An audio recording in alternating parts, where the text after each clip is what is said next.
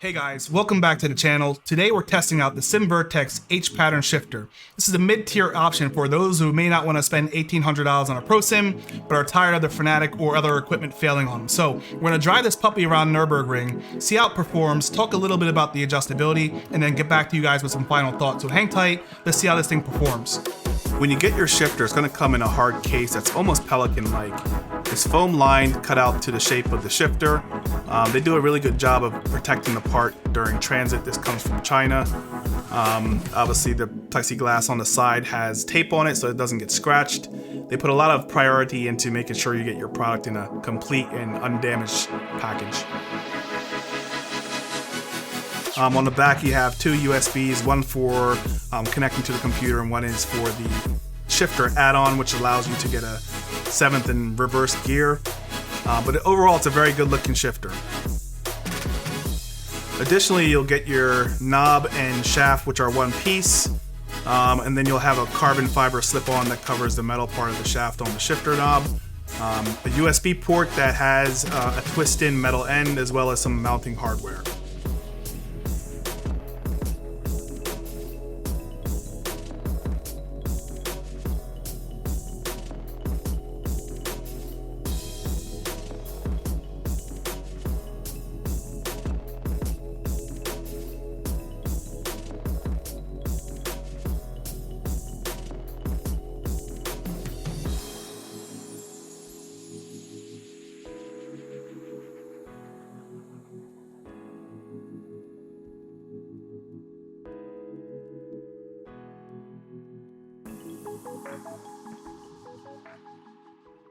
Alright guys, so before we jump into the driving part of this video, we're going to talk a little bit about how to adjust this shifter. And there's only one adjustment you can really make, and that's the fore and aft type of feel of the shifter.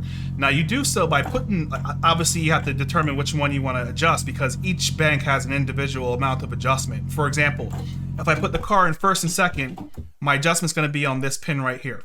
If I put the gear in middle, obviously the center shaft pushes out, and then obviously the opposite happens when you go to 5th and 6th position. So you want to be conscious of that when you're making your adjustments and make sure that you are adjusting the right bank based off the feedback and feel that you want. Secondly, like I mentioned before, there's no left or right adjustment.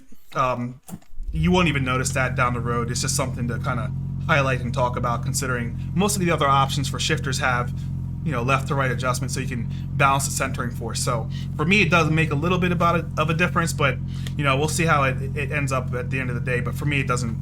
It's kind of a big deal. So the next thing I want to talk about is a problem that I had with this shifter.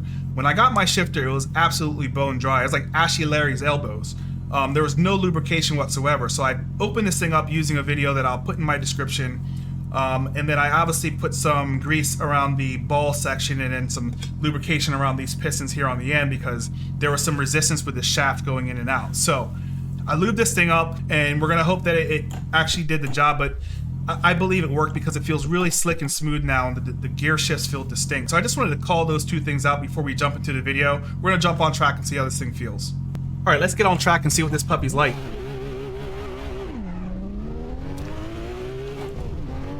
I'm gonna take it easy actually. I don't need to be trying to make a lap record here. Alright, so let's talk about how this thing feels, guys. First and foremost, the throw length on this shifter is a little bit longer than what you would probably expect. Obviously because of the length of this shifter, it's gonna make it feel even longer, but I'm not sure how much the length of the shifter affects the feel of the throw length, to be perfectly honest. So let's talk about the feel, right? Just because of that long throw length, we're gonna have to kind of put this into a category, a shifter that's closer to street car, because for me, this feels very close to what a GTI or, let's say a Mustang type of transmission would feel like with the amount of length in the throw. So it's not very short and clicky, it's more like long and deliberate. And that could be a good or bad thing. For me, it doesn't really matter too much. I've gotten used to it, and it feels right for driving like this 911 on Nordschleife, or if I'm doing like back road type of driving on the LA canyons, it feels very appropriate. And I've driven multiple cars with this shifter. I've driven everything from like old school Porsches to the McLaren F1 GTR, and it feels good on all the cars. I didn't really have any type of concerns or complaints. It didn't really feel out of place with any of the cars I've driven. I even tested it in iRacing with the MX-5 Global Cup cars, and it felt good. Like I could probably deal with this, but the throw length is probably going to be something that either you get used to or are desiring from the get-go, because it's not one of those short and clicky type of shifters. Now, when the shifter goes into gear, it has a very distinct road car type of feeling where it's like not super resistant, but strong enough to kind of let you know there's a two-stage type of approach where the shifter is pushing against some type of resistance, and then subsequently letting go of that resistance and falling into position. So that's a very good feeling from a shifter standpoint. For me, it feels better than any other shifter outside of the Pro Sim, just from a feel standpoint. So the way it goes into gear, the way the way the throw feels, it just feels much better than, let's say, a FANATEC or a Thrustmaster shifter. Now, obviously, with this gearbox, you don't get a rear gear, which is going to be a topic of conversation amongst many people once this shifter gets a little bit more popular, is that you can buy an add-on kit that's essentially this addition to the shifter that allows you to have 2 more gears, I believe, in 2 different positions, or maybe 3 different positions. But since there's no instructions, we don't really know what that's about. But I opted out of getting that option because I don't necessarily need reverse, and I don't intend on keeping this shifter too long, so I don't want to go buying extra parts just for a shifter I'm not going to keep. And quite frankly, I'm not so sure after using this shifter for about a week if it's even necessary to have that gear, because, you know, if you do think about it, you shouldn't be in reverse anyway. Like, unless you're having a really bad day, you should probably be facing like the front, pointed in the right direction. So I don't anticipate needing reverse too much, but then you get into more of like a religious conversation where it's like, all right, well, if I want to manually control my car, don't I want to manually control everything? And honestly, that really comes down to how nitpicky you are and how much of a purist you are from a save the manual standpoint. So take that for what it's worth. The 6th gear obviously can be used as a reverse for 5-speed cars, which may be what you're driving, considering you know, the more older race cars are 5-speed, like the Group B cars are all 5-speed. It's only until you get to the modern cars where you get that 6th gear. So if you're driving any of the old school cars, this is going to be literally perfect for you, because you don't even really need 6th gear anyway, and you're probably just going to use that gear for reverse. So that's an option for anyone that's looking for a 5-speed type of transmission. And then let's talk about the aesthetics for a second, then we'll wrap it up, because I think this thing is highly, highly influenced by Pro Sim, and we get signs of that through either the panels on the side where you can look into the center of the shifter and see what's going on inside, and then obviously this little cap on top, and this whole mechanism, how the shifter works, is kind of reminiscent or inspired by Pro Sim. So you know they were going for a higher end of appeal with this shifter, but just due to the lack of adjustability, because like we mentioned, you can adjust it fore and aft, right? But there's no adjustment for the left to right centering force, which is present on both the FANATEC and the Pro Sim shifter. So you're kind of stuck with this left to right feel, which for me is almost detrimental to my experience driving a manual car, because if I can tune that centering force, it helps me avoid money shifts or missing a shift. That's for me a little bit of an issue.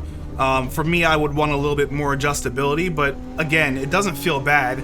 But the one part that it does result in, one of the byproducts of not having that side-to-side adjustability, is that you get this limp noodle effect when you're in gear. And some cars actually do that. In fact, there always is a little bit of play, but in this case, I believe the play to be a little bit excessive for what we can accomplish through, obviously, engineering. So that's kind of like my summary of this shifter. Like, it's kind of like one of those, I'm on the fence about it because of the issues I've had with the lubing, and I don't know how this thing's going to age over time, to be perfectly honest, considering it has plastic parts. But for now, it feels really good. I haven't had any like misshifts as a result of the mechanics not working. It's all about me like getting the shifter in position and making sure that it's lubed up properly so that it slides in and out of gear properly. So you know, take that for what it's worth. But at the end of the day, do I think this is a good mid-tier shifter? Because the mid-tier of shifters are not very dominant. There's only basically 2, which is now this, at the price point of roughly $700, which I believe to be way overpriced. And then you got your flex option, which I think is somewhere in the 550 to 600 realm. Not sure exactly what it is, but it's mid-tier type of expensive. And what do you really want for that money? If I'm spending $700, you better have a reverse gear that doesn't require a contraption from the 80s to be put on it. And I'm gonna need some centering force capability for sure. That's absolutely necessary, but you know, that's individual and it's really up to the person using this shifter. So for me, I think this is something that most people can live with.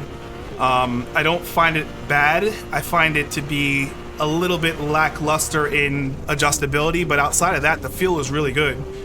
I won't say it's anywhere near the Pro Sim, but I will say it's significantly better than the FANATEC and something that I think I could live with every single day. So hope you guys enjoyed the review. This is essentially just my overall feedback after a week of using this shifter. Would I buy it again if I didn't have the Pro Sim? It probably would be an option. But after using for like a week, I think I could live with this. So have a great weekend, guys. We'll talk to you guys next time. We're gonna try and get some other parts in the shop and see what they're about. Have a good one. All right, guys, so I drove this thing a little bit more after I finished this video. I actually shot about 7 videos for this exact shifter because every time I had a different experience. The issue that we had getting from second to third had nothing to do with the side-to-side force. Even after multiple rebuilds, multiple lubrication points all over the place, this thing still would not get out of second accurately. I ended up having to rebuild this shifter 3 to 4 times specifically to get the lube correct. And if you notice in this little video I'll show you right now, I had to do quite a bit of grinding down on the shaft so that it would slide through the guiders properly. It was all about the excess resistance that the shaft is putting on the guiders inside the mechanism of this unit. So we opened it up. I did quite a bit of shaving around the contact points in which I thought was creating the friction. And we lubed it up so much more than necessary that there shouldn't be any problems after the amount of lube that we put on it. So I rebuilt this thing at least 3 to 4 times. I can't remember how many because they're all starting to blur now. The amount of lubrication inside of this shifter is at the highest level. Everywhere you look, there's lube, and we still can't get it to come out a second. As you can see in the video, the shaft on the right-hand side is getting stuck inside the guiders. Now, I don't know how to cure this problem. In fact, I'm pretty sure if I do a little bit more grinding, I can get down to the problem and make it kind of whole again. But at the end of the day, I just spent $700 on this shifter. I hope at some point they can get this shifter together because I really like the design of this shifter and the way it feels going in gear is excellent. My feedback for SimVertex, if anyone is out there listening, make the shifter throw at least 20 to 30% shorter than it actually is. Figure out how to get that shaft to not grind against the guiders. And obviously try to replace some of the plastic parts that you have in here with some metal. This way we can have longevity with this shifter. So thank you all for watching. I'm sorry this didn't go as good as I hoped it would go, but this is also a testament on how putting a little bit extra time into a review can show what a true problem is with a piece of equipment. So have a wonderful weekend, guys. We'll see you next time. Thank you all for watching.